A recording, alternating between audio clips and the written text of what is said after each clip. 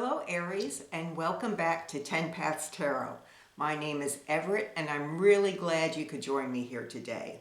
Spirit has a very encouraging message for you. And we started out with the Oracle card. And the Oracle card focuses on the crow. And the crow is a very smart, and now I see how this might tie to some of the other cards. That crow is very smart. He lives in his head a lot. Usually that can help him. The crow is also a teacher, and it likes to help others to learn what it has learned. It's also a bird that gives warning to other animals. And so before we get started with the two sets of 4 cards, let me put up an image of the layout for you so you can see all of the cards as a group.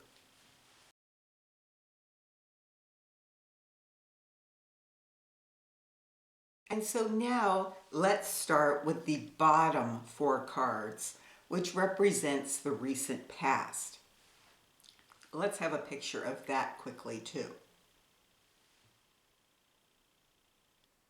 And so the first card, or the last card that popped out of the deck, is Herne the Hunter, or the Chariot. And here we have someone who is on a quest. And what I want you to pay attention to are these horns, and see how they're wrapping around his hands. These horns indicate like a ram's forward motion. They want to go forward. As you know, Aries, you are the ram. But horns are wrapping his hands and controlling his actions. So there's a rashness to this, and the sword indicates that he wants to just cut through anything that's in his way. And what is this person after? They actually want the perfect life. This is the Green Man, or the Emperor. They want to be totally in control of their life, and there's some idealism here. They want to keep growing, which you can see. The Green Man is growing. They want to have a family, as indicated by the bird and its eggs. They want personal transformation, as indicated by the butterfly. They basically want this perfect vision that they have. And the trouble with this garden, we have this wild garden here, and it is beautiful, but it cannot be completely controlled. If you are a gardener, you already know this, but you will find that one plant is a little more dominant than another, and it starts to take over. Or that uninvited guests come in. Yes, you love the butterflies and the birds. Well, the birds have to eat something, and they're going to be in your garden too. And so this perfection that we envision, there always has to be compromise. We can't get that perfection. Sometimes we can get close for a time, but remember, we are a part of nature. Even when we enclose ourselves in a house, we are still a part of nature and part of the things around us, and we are never always in control.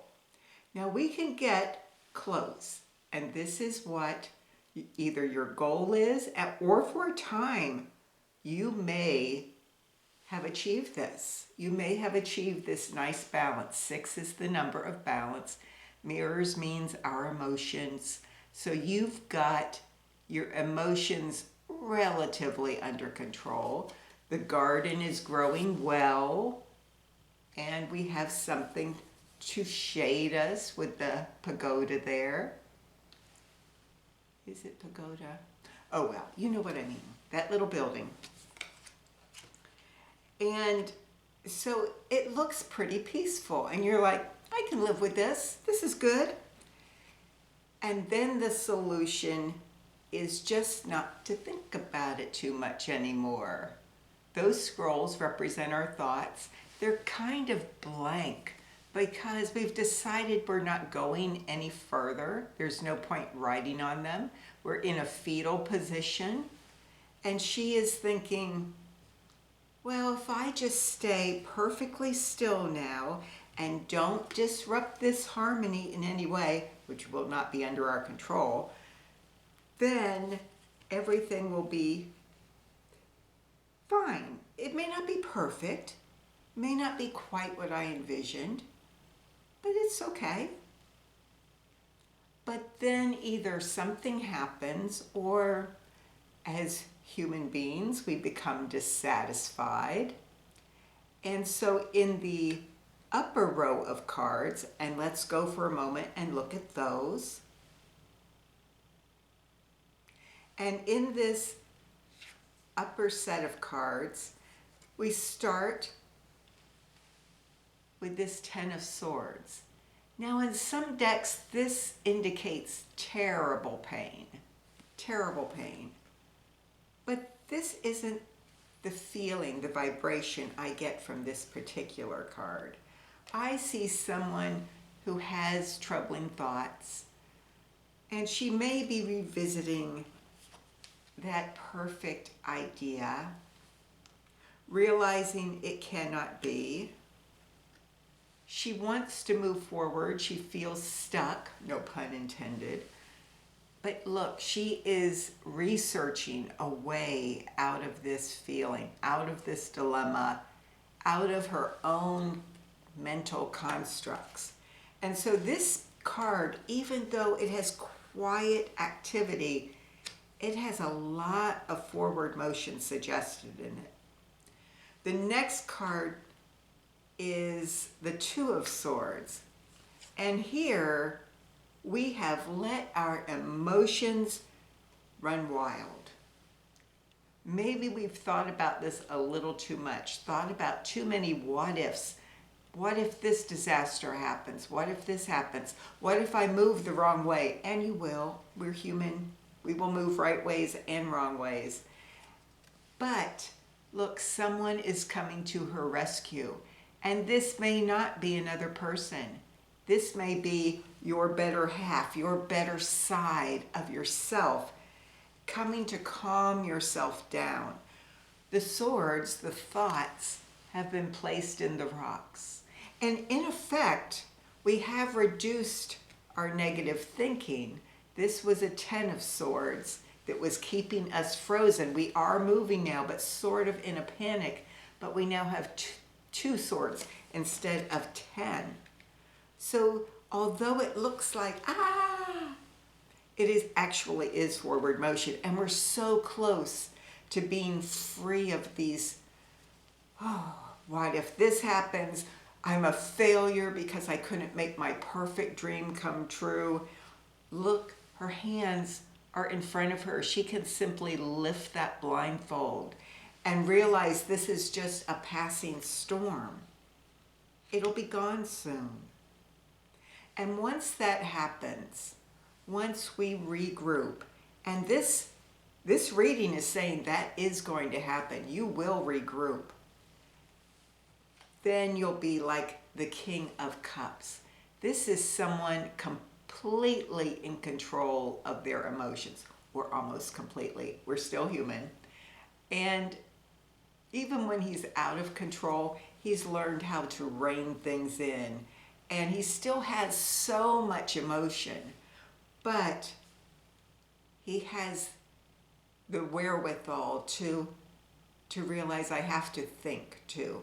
I have to combine that emotion and thought and get a grip on both. And so then, what happens? This is what happens. The Queen of Pentacles.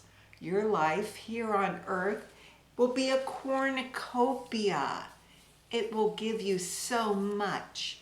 You'll keep pouring and pouring. All of that could not possibly have fit in that small container. But look, it's never ending. If you can merge the thought and emotion and not let either become everything. We do need emotion. Emotion is our warning when something isn't going right. We usually get that intuitive vibe first. That's the warning. So if you feel yourself tensing up, if you feel you're going down that too emotional path or too thought,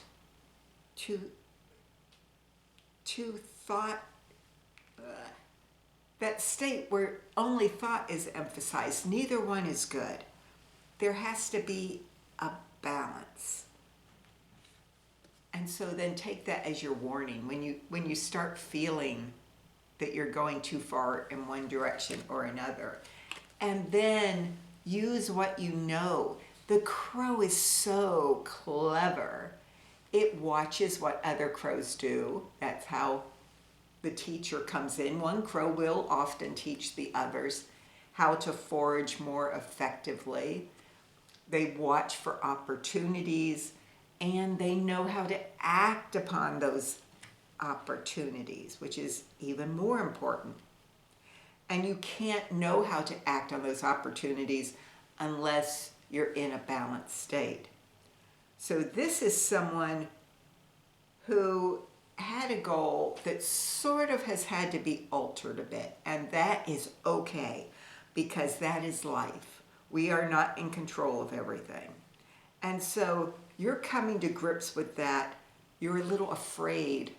You're afraid that you won't be able to have anything that resembles that dream you wanted. Spirit is assuring you, you can. You can. But first, take time to take a breath, to slow your thinking down if it's going too fast or going in a dark direction. And then take what you've already learned from past lessons, from what life has taught you, and then you can move ahead and, like the crow, forage very effectively, and you will reap a great bounty. That is all Spirit has for you today. I hope you enjoyed this reading. I really enjoyed being here, Aries. Bye for now.